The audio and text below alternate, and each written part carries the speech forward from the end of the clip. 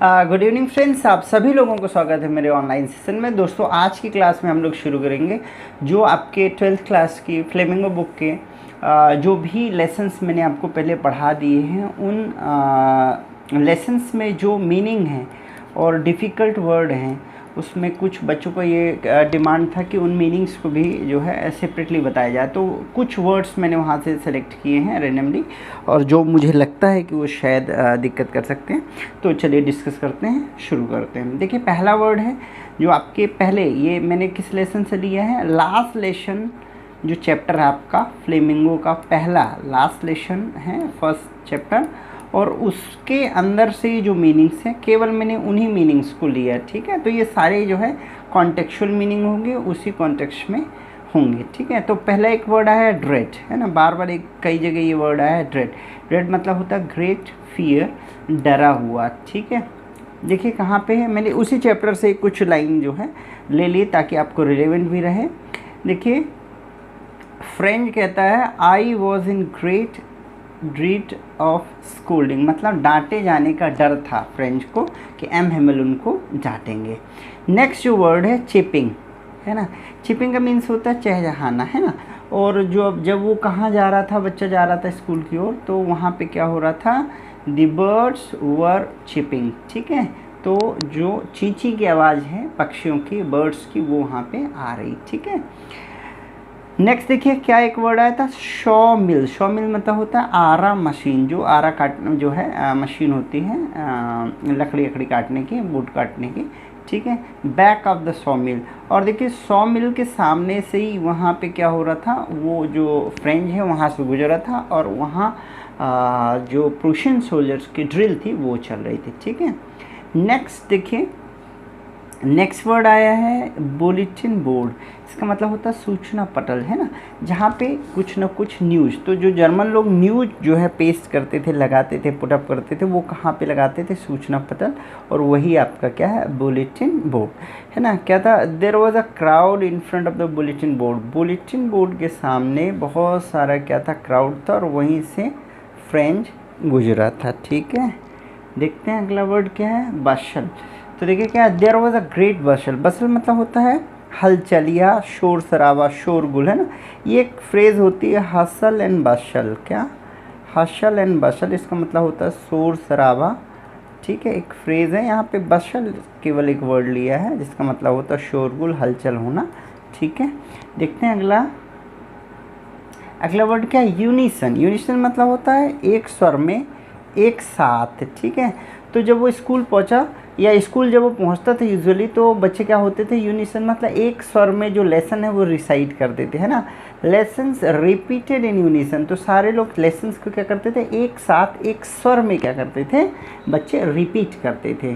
Next word क्या है, rap, है ना। रैप मतलब होता है खटखटाना। तो देखिए जो नॉर्मली क्या होता था कि टेबल पे एम हेमल क्या करते थे, रैपिंग करते थे, मतलब खटखटाते रहते थे अपने रूलर को, किसको, रूलर को, है ना। रूल जो होता है, ठीक है, आयरन रूलर उनके पास था, और वो क्या करते थे, उस पर शांत कराने के लिए या उनको डांटने के लिए उसको रैप करते थे, मतलब खटखटाते थे, ठीक है। तो teachers rapping on the table, वो एम हेमल क्या करते थे, टेबल पे उसको, आयरन रूलर को रैप करते थे। एक और वर्ड आया कॉमोशन। इसका मतलब भी होता है शोरगुल, हल्ला गुल्ला। देयर वॉज नो कॉमोशन, है ना। जब फ्रेंच स्कूल पहुँचे तो वहाँ सारे लोग क्या थे, साइलेंट थे, कोई भी वहाँ पे कॉमोशन नहीं था या हसल वसल नहीं थी। अगला वर्ड क्या है, फ्राइटन। फ्राइटन मतलब होता है डरा हुआ, ठीक है।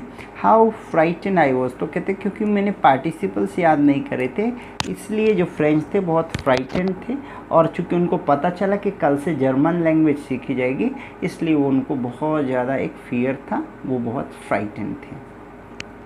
अगला वर्ड देखिए, ये प्रयोग हुआ आपके इस चैप्टर में, रैचेस, ठीक है।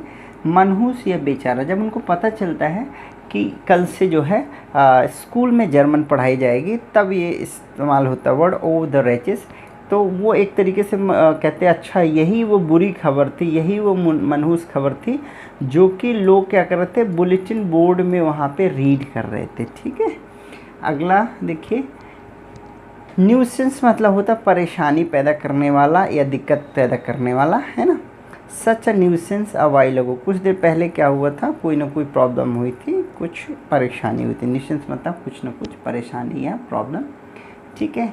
क्रैंकी, देखिए क्रैंकी का यहाँ पे मतलब जो है, वैसे तो क्रैंकी का मतलब पागल होता है, पर आप कह सकते थे टीचर जो हमेशा क्या करते थे, उनको डांटते रहते थे, मतलब स्कोल्डिंग करते थे या उनको पढ़ने के लिए हमेशा कहते थे, इसलिए उन बच्चों के लिए एक तरीके से एक डराने वाले आप कह सकते हो।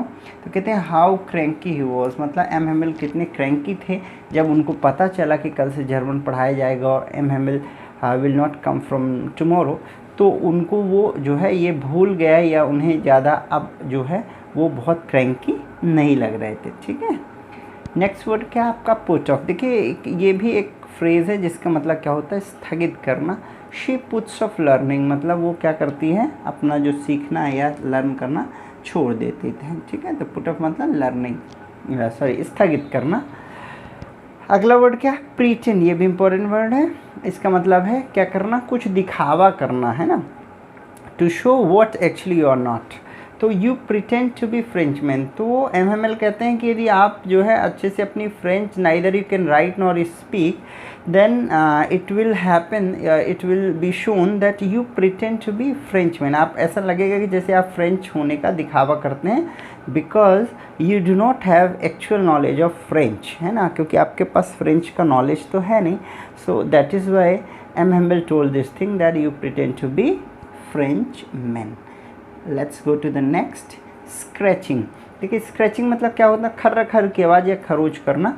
तो कहते हैं कि क्या हो गया कि when everybody came to know that from tomorrow only German will be spoken और learned, then everything was silence except scratching of the pen, मतलब सब कुछ तो साइलेंस था, लेकिन केवल वहाँ पे क्या हो रहा था, पेन की स्क्रैच करने की आवाज़ आ रही थी, खर्र खर्र की आवाज़ वहाँ पे आ रही थी, ठीक है। फिश हुक्स, फिश का मतलब आपको पता है, हुक का मतलब भी है फंसाने वाला, तो मछली जो फंसाने वाली बंसी होती है या कांटा होता है उसी को हम कहते हैं ट्रेसिंग देयर फिश हुक, मतलब जिससे आप क्या करते हो, फिश हुक से क्या करते हो, फिशिंग करते हो या ट्रेस करने का, पता लगाने का काम करते हो। वाइवला फ्रांस, इसका मतलब होता है लॉन्ग लिव फ्रांस, फ्रांस अमर रहे, फ्रांस जिंदाबाद, जो भी आप कह सकते हैं, है ना। ये लास्ट में जो है एम हेम्बल जब कुछ बोल नहीं पाते तो उन्होंने ब्लैक बोर्ड में लार्ज लेटर्स में उन्होंने लिखा वाइवला फ्रांस। तो ये तो थी दोस्तों लास्ट लेसन से रिलेटेड कुछ वर्ड मीनिंग्स। नेक्स्ट चैप्टर्स की भी वर्ड मीनिंग में लगातार आपको लाता रहूँगा।